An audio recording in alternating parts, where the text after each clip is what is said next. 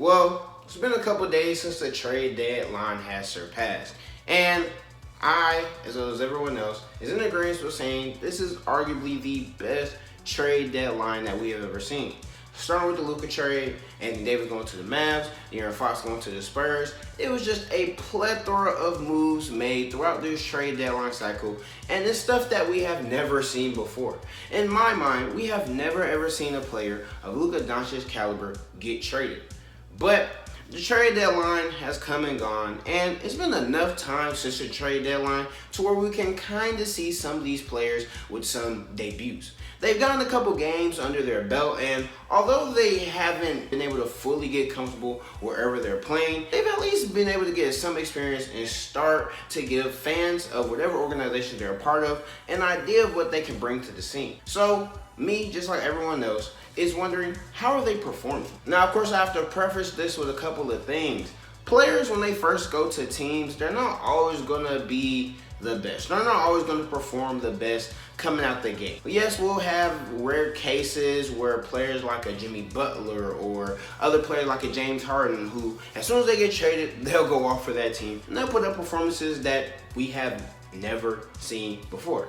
But this isn't the case always, and this usually isn't indicative of what all they're going to bring to whatever team they're a part of.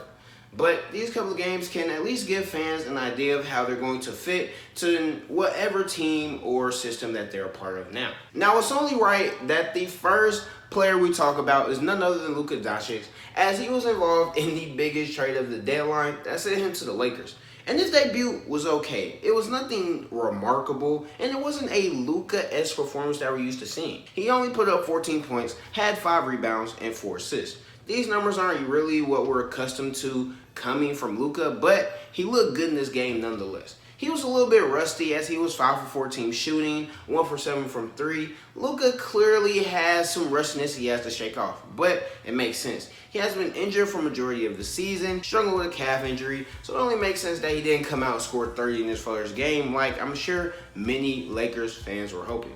But he didn't look bad at all. He started off the game really strongly with the alley-oop to Jackson Hayes, who could see some pretty significant improvement in his play time with Luka Doncic next to him, as although his defense isn't very well and he isn't very strong offensively, he gives the Lakers that rim running center that they're looking for. And then after that, he ends up scoring his first points as a Laker as he hits a step back 3 over Walker Kessler, the Luka special.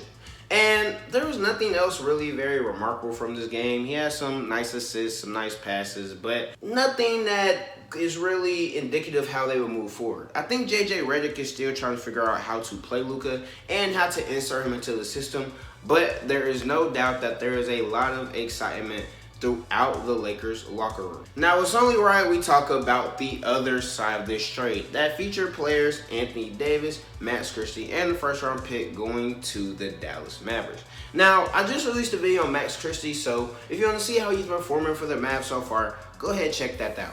But Anthony Davis has been a bit of a different story. He didn't play for the first few games for the Mavericks that he was eligible, as he has been recovering from injury. This is something that has been happening all season, which is yet another reason that makes this trade so mind-boggling. But I regress. Anthony Davis finally made his debut on Saturday when they played against the Houston Rockets, and he looked phenomenal.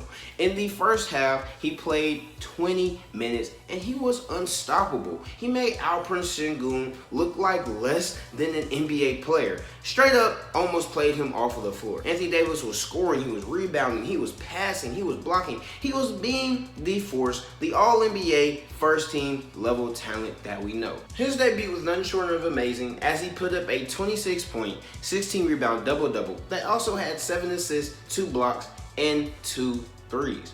But it was cut short due to something that we're all so familiar with Anthony Davis, an injury. Anthony Davis went out with a non-contact injury around the third quarter, I believe, of the game, and he was out for the rest of the game. Now, of course, it was at first reported that it wasn't that serious. The Mavs front office was saying it wasn't that serious. Anthony Davis was saying it wasn't that serious. Everybody was just trying to downplay the severity of the injury. Then it comes out that Anthony Davis has an adductor strain and that this is going to keep him out for a significant amount of time. And Mavs fans were not happy with this at all. And it makes sense. Anthony Davis, we knew how great he was going to be. But this is something that Anthony Davis has been struggling with all season. And he was kind of mismanaged his first game, if we're being honest.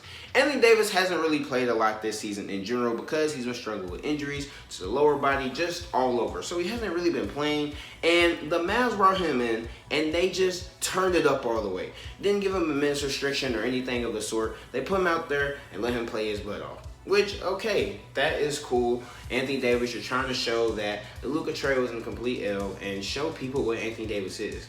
But we knew who Anthony Davis was. We also knew who Luka Doncic was, and that's what made this trade so bad. Anthony Davis really gave Mavs fans the full experience in this one game. He had highs where he was that dominant force that we saw. He had some lows, and then, of course, the injury that lets everybody down.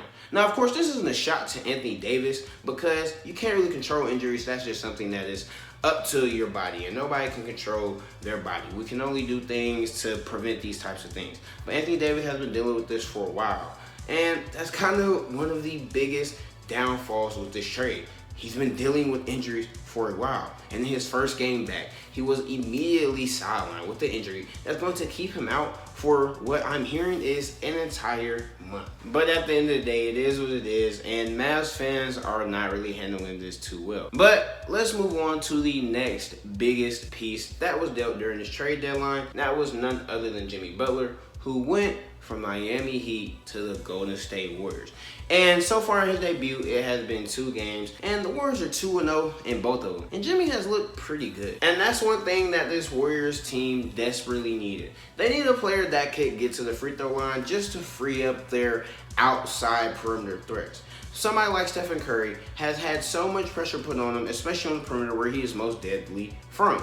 So to get a player like Jimmy, who isn't that really skilled from the perimeter, to be able to attack the paint, draw fouls, draw defenders in, to free up Steph Curry and other players on the perimeter, it's been pretty good. And that's just the offensive side of it. Defensively, he gives the Warriors another big weapon to use on the defense side of the ball just because of how talented and how good he is on defense. And now you have Draymond Green, Jimmy Butler, and the potential for a player like Jonathan Kuminga to provide the Warriors a big boost on the defensive side as well. And I'm not gonna lie, the Warriors, they look good. Now, of course, the Warriors could still use some big men.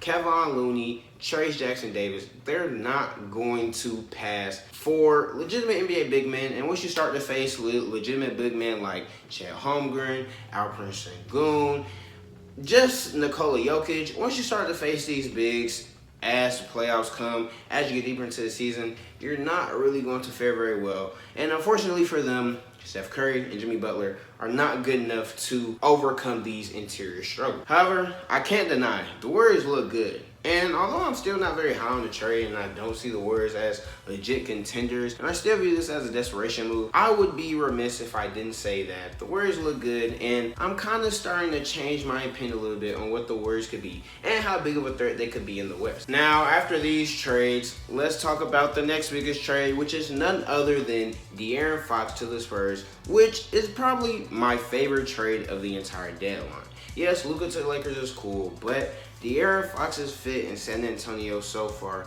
have been amazing. And out of all the players I've just mentioned, with the exception of Max Christie, he's really had the opportunity to put the most on film, and he looks pretty good. Of course, let's remember, De'Aaron Fox was brought to the Spurs to be secondary to Victor Wembanyama. So De'Aaron Fox is trying to figure out how to adjust to dealing with a talent like Vic. And who better to learn under than somebody like Chris Paul, who has played with a multitude of talents throughout his career. James Harden, Blake Griffin, DeAndre Jordan, Shai Gilgeous-Alexander. The list gets longer and longer, and Chris Paul can kind of show De'Aaron how to be more of a distributor. Now, De'Aaron Fox, of course, has been doing this thing. He's been slashing, he's been getting to the line, he's been a mid-range killer. He's been doing all of these things, and he's helping the Spurs make a pretty big push for the playoffs this season. Honestly, I think if the Spurs make the playoffs, they'll be pretty dangerous. And finally, the last of the big name acquisitions over the break is none other than DeAndre Hunter for the Cavs. And DeAndre Hunter has only played one game for the Cavs where he looked okay, but he's one of those players to where we'll just have to see in due time what he pans out to be. He's not somebody who's going to be a have the amount of responsibility on offense as a Donovan Mitchell or a Darius Garland, but he is going to have a certain level of defensive responsibility that those two won't have, and even someone like Evan Mobley won't be able to possess on the perimeter. However, he did look pretty decent in his debut as well. But that's all I have for now. If you're a fan of any of these teams or you have watched any of these games, let me know how you guys feel in the comments about what has gone down so far. How do you feel like these players will play and contribute to your team in the future? And let me know what they look like so far. But that's all I have for now. Make sure you like the video if you enjoyed it. Make sure you subscribe to the channel. If you enjoyed this video, chances is you're going to enjoy the video I made in the past. But that's all I have for now. And until next time, peace.